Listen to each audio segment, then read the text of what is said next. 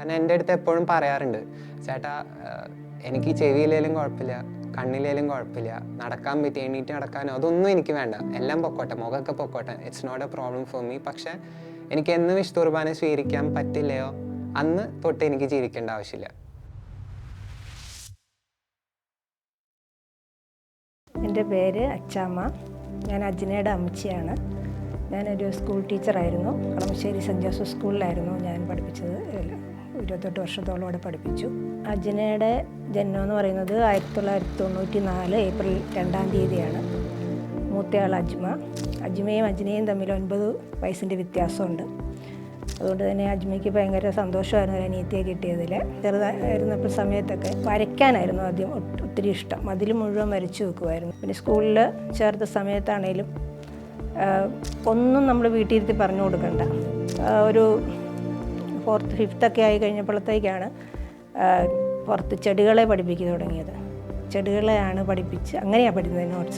നോട്ട്ബുക്കുമായിട്ട് തലയിലൊരു തുണിയൊക്കെ ഇട്ടൊരു വടിയും പിടിച്ച് ചെടിയുടെ അടുത്ത് പോയി നിൽക്കും. എന്നിട്ട് കുട്ടികളായിട്ട് അവർ കുട്ടികൾ അങ്ങനെയാണ് പിന്നെ പഠിത്തം. പിന്നെ പ്രാർത്ഥനയ്ക്കൊക്കെ വലിയ താല്പര്യമായിരുന്നു. പ്രാർത്ഥിക്കണം, എല്ലാവരും കൂടെ ഇരുന്ന് പ്രാർത്ഥിക്കാനും ഒക്കെ ഒത്തിരി താല്പര്യമായിരുന്നു. പള്ളിയിലൊക്കെ പോയാൽ വളരെ ഭക്തിപൂർവ്വം കുഞ്ഞിലേ പോലും CKC കോൺവെൻറ്റിലാണ് പഠിച്ചത്, പൊന്നുരുന്തി. അവിടെ ഒരു ചാപ്പലുണ്ടായിരുന്നു. അവിടെ കിട്ടുന്ന ഇൻ്റർവെൽ ടൈമിലൊക്കെ ഓടിപ്പോകും പ്രാർത്ഥിക്കാൻ വേണ്ടിയിട്ട്. മറ്റുള്ള കുട്ടികളെ ക്ലാസ്സിലെ പറഞ്ഞു കൊടുത്ത് പഠിപ്പിക്കാനൊക്കെ അത് ഭയങ്കര ഇഷ്ടമാണ്. ആർക്കെങ്കിലും പറഞ്ഞു കൊടുക്കുക എന്ന് പറഞ്ഞത് ഭയങ്കര ഇഷ്ടമായിരുന്നു. അപ്പോൾ 10th ഒരു എക്സാം കഴിഞ്ഞ് ഒരു വെക്കേഷൻ തൊട്ടാണ് കണ്ടിന്യൂസ് പള്ളിയിൽ പോക്ക് തുടങ്ങിയത്. അത് പിന്നെ മുടക്കിയിട്ടില്ല. പിന്നെ അവിടുന്ന് പിന്നെ +1 +2 പോയത് സെൻറ്റ് തെരേസാസ് സ്കൂളിലാണ്. അത് കഴിഞ്ഞിട്ടാണ് പിന്നെ SH തേവര കോളേജിലേക്ക് പോകുന്നത്. ഇവരുടെ കോർഡിനേറ്റർ ഉണ്ടായിരുന്ന പുള്ളിക്കാരത്തി ആ 3rd ഇയർ ആയിരുന്നു ഡിഗ്രി. ആ പുള്ളി അതോടുകൂടി പോയി. പിന്നെ ഇവർ 3-4 പേരേ ഉള്ളൂ. അപ്പോൾ ആ സ്ഥാനം അജ്നയ്ക്ക് കൊടുത്തിട്ടാണ് പുള്ളിക്കാരത്തി പോയത്.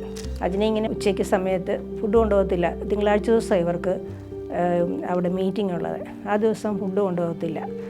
അപ്പോൾ പറയുന്നത് എനിക്ക് കഴിച്ചുകൊണ്ടിരുന്നാൽ ശരിയാകത്തില്ല, പിള്ളേരെയൊക്കെ വിളിക്കണം എന്നും പറഞ്ഞിട്ട് ഇങ്ങനെ പോയി നിന്ന് ഓരോരുത്തരെ വിളിച്ച് മീറ്റിങ്ങിന് വരാൻ വേണ്ടിയിട്ട് വിളിക്കാൻ വേണ്ടിയിട്ടാണ് ഈ ഫുഡ് കൊണ്ടുപോകാതെ പോയി നിൽക്കുന്നത്. അങ്ങനെ വിളിച്ചു പള്ളിയിൽ കൊണ്ടുവന്ന്. അങ്ങനെ ആദ്യം കുറച്ച് പേരെ ഉണ്ടായിരുന്നുള്ളെങ്കിലും പിന്നെ ആൾക്കാർ കൂടുതൽ വരാൻ തുടങ്ങി. പിന്നെ പ്രാർത്ഥന രാവിലെ ചെന്നാലും അവിടുത്തെ ചാപ്പലിൽ ഒരു സ്ഥലമുണ്ട് ബാക്കിൽ, അവിടെ പോയിരുന്ന് പ്രാർത്ഥിക്കും. ഉച്ചയ്ക്കാണേലും ഫുഡ് വേഗം കഴിച്ചിട്ട് ഓടിപ്പോയി അവിടെ ഇരുന്ന് പ്രാർത്ഥിക്കും. പ്രാർത്ഥനയ്ക്ക് ഭയങ്കര പ്രാധാന്യമായിരുന്നു. അതായിരുന്നു ബലം. അതുപോലെ തന്നെ ഒരു ബൈബിൾ വായന. പഠിച്ചില്ലെങ്കിലും ബൈബിൾ വായിക്കാതെ പോകത്തില്ല. ബൈബിൾ വായിച്ചിട്ടേ പോകുള്ളൂ. അത് ഭയങ്കര ഇഷ്ടമുള്ള കാര്യമായിരുന്നു. സാബുച്ചനായിരുന്നു ഇവരുടെ ചർച്ചിലച്ഛൻ. അച്ഛൻ്റെ നേതൃത്വത്തിൽ ഇവർ കുറേ കാര്യങ്ങൾ ചെയ്തു. അവിടെ ഒരു ആകാശപ്പർവ്വം എന്നും പറഞ്ഞുകൊണ്ട് പാവപ്പെട്ട മനുഷ്യരെ അവിടെ മൊണാസ്ട്രി വരുമായിരുന്നു, അവരെ സഹായിക്കാനും. അതുപോലെ ഇവരെ എല്ലാവരെയും കൊണ്ടുപോയി ലുലുവിൽ കൊണ്ടുപോയി സിനിമ കാണിച്ചു, ഫുഡ് മേടിച്ചു കൊടുത്തു, അങ്ങനെയുള്ള കാര്യങ്ങൾ. അതിന് വേണ്ടിയിട്ട് ഇവർ പല വീടുകളിൽ നടന്ന് ഇങ്ങനെ പേപ്പറും പാട്ടയും അതും ഇതുമൊക്കെ മേടിച്ച് അതിന് വിറ്റിട്ട് കിട്ടുന്ന പൈസയൊക്കെ അതിന് വേണ്ടിയിട്ട് കൊടുത്തു. കുഞ്ഞിലേ തൊട്ട്, അതായത് ആ LKG തൊട്ട് അവസാനം അവിടെ ടീച്ചർ ആയിട്ട് ഇറങ്ങുന്നിടം വരെയും എന്തുണ്ടെങ്കിലും അത് വീട്ടിൽ വന്ന് പറയും. എൻ്റെ പേര് ക്രിസ്റ്റഫർ എന്നാണ്. വീട് തൃശ്ശൂരാണ്. അപ്പോൾ ഞാൻ അജ്നനെ പരിചയപ്പെടുന്ന ജീസസ് യൂത്തിലൂടെ തന്നെയാണ്. അപ്പോൾ കുറേ കാലങ്ങൾക്ക് ശേഷം വിവാഹ ജീവിതത്തിലോട്ട് ഞങ്ങളുടെ പാരൻസ് ഞങ്ങൾ അറേഞ്ച് ചെയ്തായിരുന്നു. അപ്പോൾ അങ്ങനെ എൻ്റെ ഒരു ഫിയാൻസിയാണ് അജ്ന. പ്രസൻ്റ്ലി ഞാനിപ്പോൾ ദൈവവിളി സ്വീകരിച്ച് അതിൻ്റെ പരിശീലനത്തിലാണ്. ഞങ്ങൾ പരിചയപ്പെടുന്ന ജീസസ് യൂത്തിൻ്റെ മ്യൂസിക് മിനിസ്ട്രിയിലൂടെയാണ്. അപ്പോൾ ദർ വാസ് ദിസ് പ്രോഗ്രാം എന്ന് പറയുന്ന ഒരു പ്രോഗ്രാം ഉണ്ട്. അപ്പോൾ ഒരു ഓൾ കേരള ലെവലിലൊരു ടീംസ് പ്രോഗ്രാമായിരുന്നു. അപ്പോൾ അതിന് വോക്സ് ക്രിസ്റ്റി എന്ന് പറഞ്ഞ ബാൻഡിൻ്റെ ഒപ്പം പെർഫോം ചെയ്യാനായിട്ട് ഒരു 50 പേരുടെ കൊയർ സെക്ഷൻ വേണമായിരുന്നു. അപ്പോൾ ഞങ്ങൾ കേരളത്തിൽ നിന്ന് പല ഭാഗത്തു നിന്നുള്ള നമ്മൾ ജീസസ് യൂത്തിൻ്റെ മ്യൂസിക് മിനിസ്ട്രി ആയിട്ട് ജോയിൻ ചെയ്ത് നിൽക്കുന്ന എല്ലാവരെയും വോക്സ് ക്രിസ്റ്റി കളക്ട് ചെയ്തായിരുന്നു. അപ്പോൾ അങ്ങനെ ട്രെയിനിങ് തന്നിരുന്നു. അവിടെ POCയിലൊക്കെ ആയിരുന്നു ട്രെയിനിങ്. അപ്പോൾ അന്നൊന്നും എനിക്ക് അങ്ങനെ ജസ്റ്റ് കണ്ടുപോയിട്ടുണ്ട് എന്നല്ലാതെ അങ്ങനെ എന്തോ ഗ്രൂപ്പ് ആക്ടിവിറ്റീസിലൊക്കെ എപ്പോഴൊക്കെ ഒരുമിച്ച് വന്നിട്ടുണ്ട്. പക്ഷേ വേറൊരു ജീസസ് യൂത്ത് കുട്ടിയെന്ന് കുറേ പേരുണ്ടല്ലോ. So just like one among them. പിന്നെ ഞങ്ങൾ ഒരുമിച്ച് ഇതുപോലെ ജീസസ് യൂത്തിൻ്റെ പല പ്രോഗ്രാംസിനും ഇപ്പോൾ വൺസ് ഇങ്ങനെ ആൾക്കാരൊക്കെ ഉണ്ടെന്ന് അറിഞ്ഞപ്പോൾ എവിടെയെങ്കിലുമൊക്കെ എന്തെങ്കിലും പ്രോഗ്രാംസ് ഉണ്ടെങ്കിലൊക്കെ വിളിക്കും. അപ്പോൾ അപ്പോൾ ഞാൻ അന്ന് ഡ്രമ്മറായിരുന്നു. അപ്പോൾ ഡ്രംസിനെ എന്നെ വിളിക്കും, പാട്ടുപാടാൻ അജ്നേനെ വിളിക്കും, അതുപോലെ ജോസഫ് ബാസ്റ്റിൻ ഞങ്ങളുടെ ഒപ്പം തന്നെ ഉള്ളത്. അപ്പോൾ അങ്ങനെ കുറേ പേര് അവിടെ നിന്ന് ഇവിടുന്ന് വരുമ്പോഴൊക്കെ ഞങ്ങൾ ഒരുമിച്ച് കൂടാറുണ്ട്. ഈ ടീമിലുണ്ടായിരുന്ന വിജയ് എന്ന് പറയുന്നൊരു ഫ്രണ്ട് ഉണ്ടായിരുന്നു. അപ്പോൾ അവനും കുറച്ച് പേർക്കൊക്കെ കൂടി കർത്താവ് ഒന്ന് 1 സ്റ്റെപ്പ് ഹെഡ് നീങ്ങണം എന്നുള്ള നിലയ്ക്ക് അപ്പോൾ ഞങ്ങളൊരു ടീം പോലെയായി, ഒരു മ്യൂസിക് മിനിസ്ട്രി പോലെ. അപ്പോൾ ക്യാമ്പസ് ടീമിനെ സപ്പോർട്ട് ചെയ്യാനും ടീംസ് ടീമിനെ സപ്പോർട്ട് ചെയ്യാനും ഇപ്പോൾ നമുക്ക് GC യൂത്തിൻ്റെ ബാൻഡ്സ് വളരെ കുറവായിരുന്നു. നമുക്ക് അന്ന് ക്രോസ് ടോക്ക്, വോക്സ് ക്രിസ്റ്റി അങ്ങനെയൊക്കെയായിരുന്നു ഒരു പ്രൊഫഷണൽ ലെവലിൽ ചെയ്യുന്ന ടീമുകളുണ്ടായിരുന്നു. അപ്പോൾ കർത്താവ് നമുക്ക് അല്പം സംഗീതം തന്നിട്ടുണ്ടായിരുന്നു. അപ്പോൾ ഞങ്ങളുടെ വീക്കെൻഡ്സൊക്കെ ഒരുമിച്ച് ഗ്യാദർ ചെയ്യായിരുന്നു, പ്രാക്ടീസ് ചെയ്യാനും. അപ്പോൾ എല്ലാ സൺഡേയ്സും തൃശ്ശൂർ ഞങ്ങൾ ഒരുമിച്ച് കൂടും. തൃശ്ശൂർ ഡോൺ ബോസ്കോ കോളേജ് ആയിരുന്നു, അവിടുത്തെ അച്ഛന്മാരായിരുന്നു ഞങ്ങൾക്ക് വെന്യൂ തന്നിരുന്നത്. പിന്നെ ഇതുപോലൊരു GC യൂത്തിൻ്റെ വുമൻസ് കോൺഫറൻസ് ഉണ്ടായിരുന്നു. അപ്പോൾ ആ വുമൻസ് കോൺഫറൻസിൻ്റെ മ്യൂസിക് ടീമിനെ ഓർഗനൈസ് ചെയ്യാനായിട്ട് അജ്നയ്ക്കായിരുന്നു ഉത്തരവാദിത്വം കൊടുത്തിരുന്നത്. അപ്പോൾ ഞങ്ങൾ രണ്ടുപേരും ആ കാലഘട്ടങ്ങളിൽ all Kerala music ministry start ചെയ്തായിരുന്നു റിനോയ് ചേട്ടൻ്റെ നേതൃത്വത്തിൽ. അപ്പോൾ അതിൽ തൃശ്ശൂരിൽ നിന്ന് ഞാനുണ്ടായിരുന്നു, അതുപോലെ അജ്ന എറണാകുളത്തിൽ നിന്ന് ഒരു 7-8 പേരുടെ ടീം. അപ്പോൾ അത് അനോയിൻറ്റ് ചെയ്തൊരു ടീമായിരുന്നു ഓൾ കേരള ലെവലിലുള്ള. അപ്പോൾ അതിൽ അജ്നയ്ക്ക് കൊടുത്തിരുന്ന റെസ്പോൺസിബിലിറ്റി ആയിരുന്നു ഈ വുമൻസ് കോൺഫറൻസിന് മ്യൂസിക് ടീം ഓർഗനൈസ് ചെയ്യണത്. അപ്പോൾ മൊത്തത്തിൽ പെൺകുട്ടികൾ മാത്രമുള്ള ഒരു മ്യൂസിക് ടീം. അപ്പോൾ അത് ഓർഗനൈസ് ചെയ്യാനായിട്ട് അജ്നനെ വിളിച്ചു. ഒപ്പം മ്യൂസിക്കലി അവരെ ഒന്ന് ഗൈഡ് ചെയ്യാനായിട്ടും ട്രെയിൻ ചെയ്യാനായിട്ട് എന്നെയും വിളിച്ചിരുന്നു. അപ്പോൾ ആ കാലഘട്ടങ്ങളിലാണ് കുറേ കൂടി അജ്നയായിട്ട് സംസാരിക്കാനും, കാരണം ഒരുമിച്ച് ഡിസ്കസ് ചെയ്യണമായിരുന്നു. സോ അജ്നയുടെ അമ്മച്ചി ഉണ്ടാവും, എപ്പോൾ വിളിച്ചാലും അജ്നയുടെ അമ്മച്ചി കോൾ എടുക്കും. അപ്പോൾ ഞങ്ങൾ 3 പേരും കൂടി ഇരുന്നൊക്കെ ഡിസ്കസ് ചെയ്യും, രാത്രിയൊക്കെ ഒരുമിച്ച് നിന്ന് പ്രാർത്ഥിച്ച് തീരുമാനങ്ങളൊക്കെ എടുത്ത്.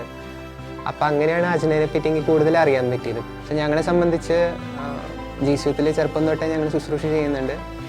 അപ്പോൾ നമ്മുടെ ഒരു സിംഗിൾ ലൈഫിൽ നമുക്ക് കർത്താവിന് കൊടുത്തതിനൊരു പരിധി ഉണ്ടായിരുന്നു. We could have done more. അപ്പോൾ നമുക്ക് ആ ഒരു കുഞ്ഞൊരു ഗിൽറ്റ് ഫീലിംഗ് ഉണ്ട്, we could have done more but we didn't do it. So married ലൈഫിലോട്ട് എൻ്റർ ചെയ്യുമ്പോൾ അത് അത്രയും ബ്യൂട്ടിഫുള്ളായിട്ട് കർത്താവിന് ശുശ്രൂഷ ചെയ്യുന്നൊരു മേഖലയായിരിക്കണം. അപ്പോൾ ഒത്തിരി പ്രാർത്ഥിച്ച് അതിലോട്ട് കടക്കണം എന്നുണ്ട്. ജസ്റ്റ് വിവാഹം ഉറപ്പിച്ച് അടുത്ത മാസം തന്നെ കല്യാണം, അങ്ങനെയല്ല. ഞങ്ങളുടെ ആഗ്രഹം ഒരു 1-2 കൊല്ലം പ്രാർത്ഥിച്ച് അത്രയും കൃപ നേടിയിട്ട് കടക്കണം എന്നുണ്ടായിരുന്നു. സോ ഈ ഒരു വെയിറ്റിംഗ് പീരീഡിലായിരുന്നു ഈ ഒരു അസുഖം അജ്നയുടെ ലൈഫിലോട്ട് വരുന്നത്. But we were also kind of prepared. എനിക്ക് ഓർമ്മയുണ്ട്, ഞാൻ അജ്നയോട് വിവാഹത്തിലോട്ട് ക്ഷണിക്കാനായിട്ട് കാര്യങ്ങൾ പറയുമ്പോൾ out of nowhere I just told her, Ajna നമുക്ക് 1-2 കൊല്ലം മുൻപോട്ടുണ്ട്, നമുക്കറിയില്ല anything can happen, because whatever happens is God's will. പക്ഷേ if God is allowing us at least ഒരു ദിവസമെങ്കിലും ഈശോ നമ്മളെ അനുവദിക്കുകയാണ് ജീവിക്കാൻ കല്യാണത്തിന് ശേഷം. ആ ഒരു ദിവസം നമുക്ക് കർത്താവിനെ അത്രയും മഹത്വപ്പെടുത്തി ജീവിക്കണം. അതിൻ്റെ പേരിൽ കല്യാണം മാറി അങ്ങനെയൊന്നും ഉണ്ടാവാൻ പാടില്ല എന്ന് ആ കാലഘട്ടങ്ങളിൽ പറഞ്ഞ് എനിക്ക് ഓർമ്മയുണ്ട്.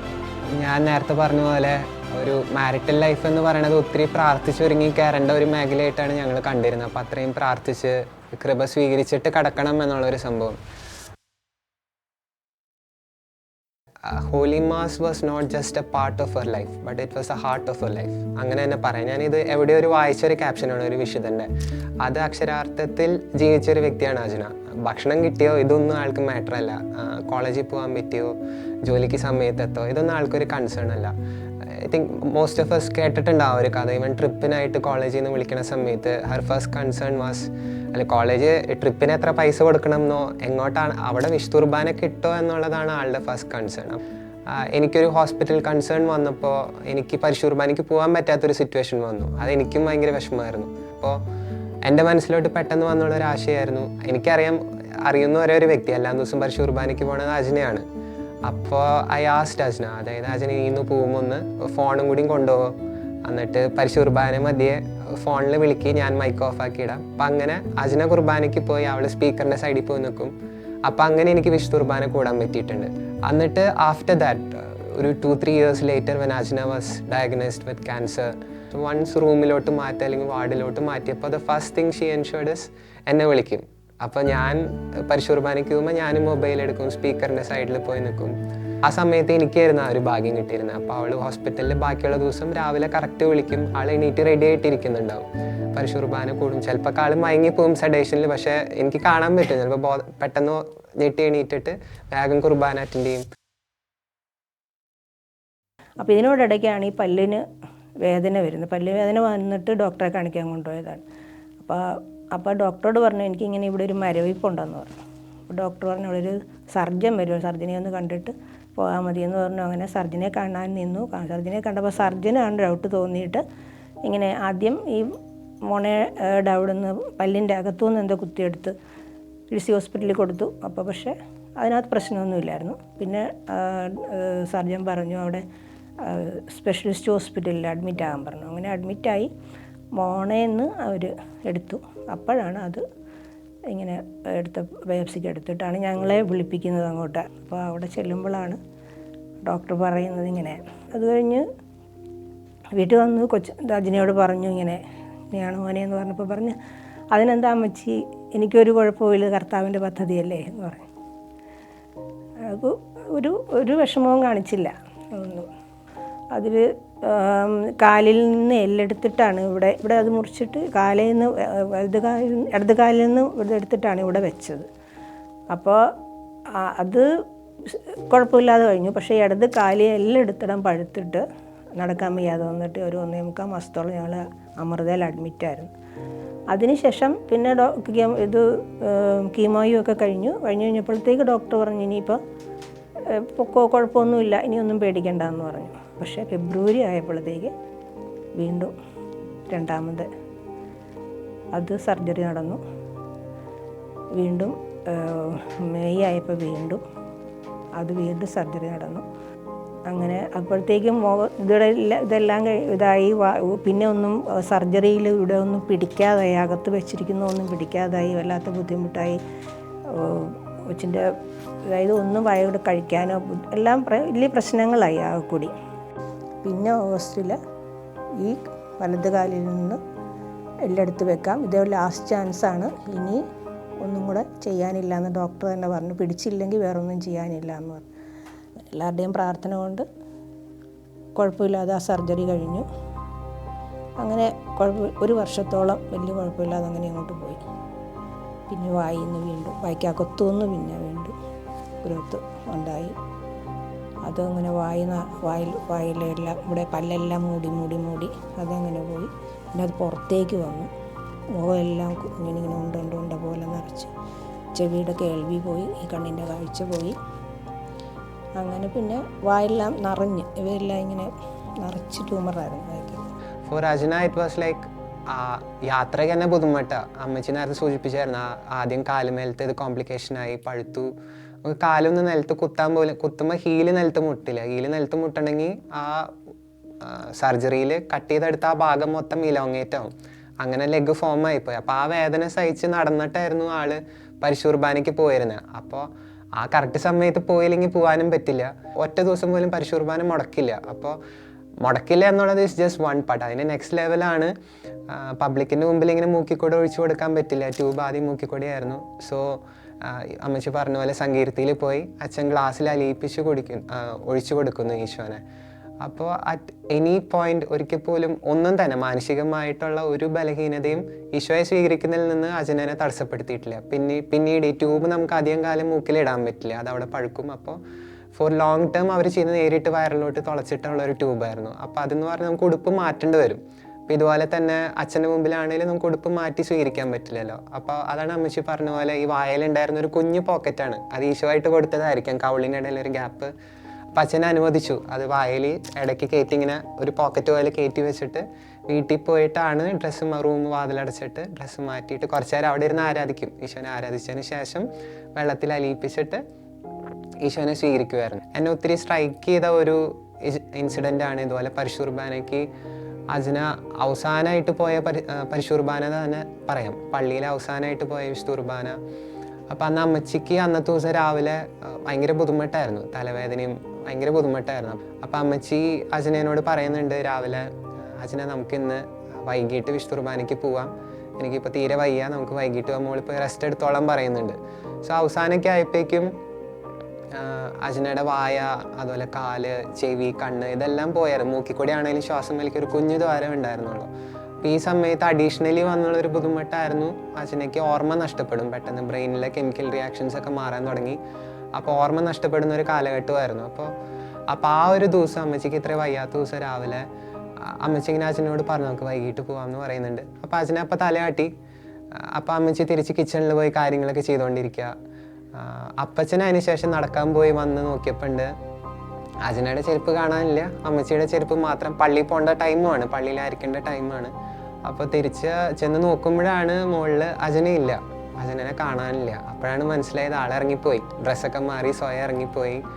അപ്പോൾ അപ്പച്ചൻ വേഗം പിന്നാലെ ഓടി. അപ്പോൾ നോക്കുമ്പോഴാണ് അജന പള്ളിയിലെ ഏറ്റവും ഫ്രണ്ട് റോയിൽ പോയിരിക്കും, ഏറ്റവും അടുത്ത് ഈശോയുടെ അടുത്ത് പോയിരുന്ന് ആൾക്കാരോട് ചേർന്ന് വിശുദ്ധ കുർബാന കൂടാനും ഇഷ്ടം. ആ സമയം എന്നൊക്കെ പറഞ്ഞാൽ അജനയ്ക്ക് ജസ്റ്റ് അത്രയും എക്സോസ്റ്റഡ് ആയ സമയം, കീമും ഫൈനൽ സ്റ്റേജസ് ആണല്ലോ. അപ്പോൾ കഷ്ടിച്ച് 30 കിലോ ഭാരം തന്നെയുള്ളൂ, ഒരു കാറ്റടിച്ചാൽ തന്നെ ആൾ വീഴും. എപ്പോഴും അമ്മച്ചിയുടെ കൈമ പിടിച്ചിട്ട് പോകുന്ന ആള് അന്ന് ആളുടെ തലയിൽ ആ സമയത്ത് ഒരേ ഒരു ചിന്തയുള്ളൂ, രാവിലെ ഈ സമയം എനിക്ക് പരിശുദ്ധ കുർബാന കൂടാനുള്ളതാണ്. ആളിറങ്ങി ഓടി, ഉടുപ്പ് മാറിയിട്ട് പോയി, എങ്ങനെയോ പള്ളിയിലെത്തി. അപ്പോൾ എന്തുണ്ടായെന്ന് പറഞ്ഞാൽ വൈദികനും ഓൾട്ടർ ബോയ്സും കുർബാന തുടങ്ങാനായിട്ട് ആൾത്താരമ്മയ്ക്ക് കയറിയപ്പോഴേക്കും വീണ്ടും ഓർമ്മ നഷ്ടപ്പെടുവാണ്. ആൾക്ക് കണ്ണൊക്കെ ആകെ ബ്ലാങ്കായി പോവാണ്, കാഴ്ച മൊത്തത്തിൽ നഷ്ടപ്പെടുക. അപ്പോൾ ആൾ അവിടെ നിന്ന് എഴുന്നേറ്റ് നേരെ ബാക്കിലോട്ട് വന്നപ്പോൾ നോക്കുമ്പോൾ അപ്പച്ചൻ ബാക്കിലെ റോയിൽ ഇരിക്കുന്നുണ്ട് കൂട്ടിന്. അപ്പോൾ അപ്പച്ചൻ്റെ കൈയും പിടിച്ചിട്ട് അപ്പച്ചനോട് പറയാം, അപ്പച്ചൻ എനിക്ക് കണ്ണ് കാണുന്നില്ല, എൻ്റെ കൈ പിടിക്കുന്നും പറഞ്ഞ് വീട്ടിലോട്ട് വരുക. തിരിച്ച് ആ വഴി മൊത്തം നടന്നു വരുന്നു. അപ്പോൾ അമ്മച്ചിയാണേലും കയറി വരുമ്പോഴേക്കും കുറേ മോളെ എന്ത് പണിയാണ് കാണിച്ച് എന്നോടൊന്നും പറയായിരുന്നില്ലേ എന്നൊക്കെ ചോദിക്കുന്നുണ്ട്. 7:30, 8 o'clock ഒക്കെ ആയപ്പോൾ അമ്മച്ചി എന്നെ വിളിക്കുവാണ്. എന്നിട്ട് ഇങ്ങനെ പറയുകയാണ്, ഈ കൊച്ചിനോടൊന്ന് പറ, നീ വിശുദ്ധ കുർബാന സ്വീകരിച്ചിട്ടില്ല എന്ന് ഒന്ന് പറഞ്ഞു കൊടുക്കുന്നു പറഞ്ഞിട്ട്. അപ്പോൾ സംഭവം എന്താന്ന് പറഞ്ഞാൽ അജന വിചാരിച്ചത് അജന പരിശുദ്ധ കുർബാന സ്വീകരിച്ചു എന്നാണ്. അപ്പോൾ വന്നിരുന്ന ആളിങ്ങനെ സൈലൻ്റ് ആയിട്ട് ഇരിക്കുക, കാരണം ഈശോനെ വായിൽ വെച്ചിട്ട് വരുമല്ലോ. അപ്പം അമ്മച്ചിയാണേലും വന്ന് എന്തെങ്കിലും പറയുമ്പോൾ ഷൂ മിണ്ടല്ലേ, ഈശോ ഉണ്ട് വായയിൽ, പിന്നെന്ന് പറയുന്നുണ്ട്. അപ്പം ഞാൻ വിളിക്കുമ്പോഴാണേലും എന്നോട് ഇങ്ങനെ പറയുന്നുണ്ട്. അപ്പോഴാണ് അമ്മച്ചി ഒന്ന് പറഞ്ഞു കൊടുക്കും, മോനെ ഈശോനെ സ്വീകരിച്ചിട്ടില്ല. അപ്പം അന്നാണ് അജന എപ്പോഴേലും ഈശോയുടെ വിഷമം പറഞ്ഞിട്ടുണ്ടെങ്കിൽ ആ കൂടെ, കാരണം എൻ്റെ അടുത്ത് എപ്പോഴും പറയാറുണ്ട്, ചേട്ടാ എനിക്ക് ചെവിയിലേലും കുഴപ്പമില്ല, കണ്ണിലേലും കുഴപ്പമില്ല, നടക്കാൻ പറ്റി എണീറ്റ് നടക്കാനോ അതൊന്നും എനിക്ക് വേണ്ട, എല്ലാം പൊക്കോട്ടെ, മുഖമൊക്കെ പൊക്കോട്ടെ, it's not a problem for me. പക്ഷേ എനിക്ക് എന്ന് വിശുദ്ധ കുർബാന സ്വീകരിക്കാൻ പറ്റില്ലയോ അന്ന് തൊട്ട് എനിക്ക് ജീവിക്കേണ്ട ആവശ്യമില്ല. അപ്പോൾ ഞാൻ പതുക്കെ പറഞ്ഞു കൊടുക്കുകയാണ്, അച്ഛനാ നീ ഇന്ന് സ്വീകരിച്ചിട്ടില്ല, നീ സമയം നോക്ക്, നിൻ്റെ വായിൽ ഈശോ ഇല്ല, നീ തിരിച്ചു വന്നു എന്നൊക്കെ പറഞ്ഞിങ്ങനെ പറഞ്ഞു. പതുക്കെ ആൾ ആ റിയാലിറ്റി ഓർമ്മ വരുന്നു, റിയാലിറ്റിയിലോട്ട് വരുന്നു. അപ്പോൾ കണ്ണിൽ നിന്നൊക്കെ വെള്ളം വരുന്നുണ്ട്, ഞാൻ പൊട്ടിക്കരയാൻ തുടങ്ങി. അപ്പം എൻ്റെ അടുത്ത് ഇങ്ങനെ ഭയങ്കര വിഷമം, ചേട്ടാ ഈശോ എൻ്റെ കണ്ണെടുത്തു, ഈശോൻ്റെ ചെവി എടുത്തു, എനിക്ക് നടക്കാൻ പറ്റണില്ല, എനിക്ക് ആരോഗ്യമില്ല, എന്നിട്ട് പോലും ഞാൻ ഈശോയുടെ അടുത്തോട്ട് പോയി. ഇപ്പം എൻ്റെ ഓർമ്മയടക്കം നഷ്ടപ്പെടുത്തി. എനിക്കിപ്പം ഞാൻ എങ്ങനെ ഈശോനെ സ്വീകരിക്കാനൊക്കെ ചോദിച്ചിട്ട് ആ കരഞ്ഞ നിമിഷങ്ങൾ എനിക്ക് നല്ല ഓർമ്മയുണ്ട്.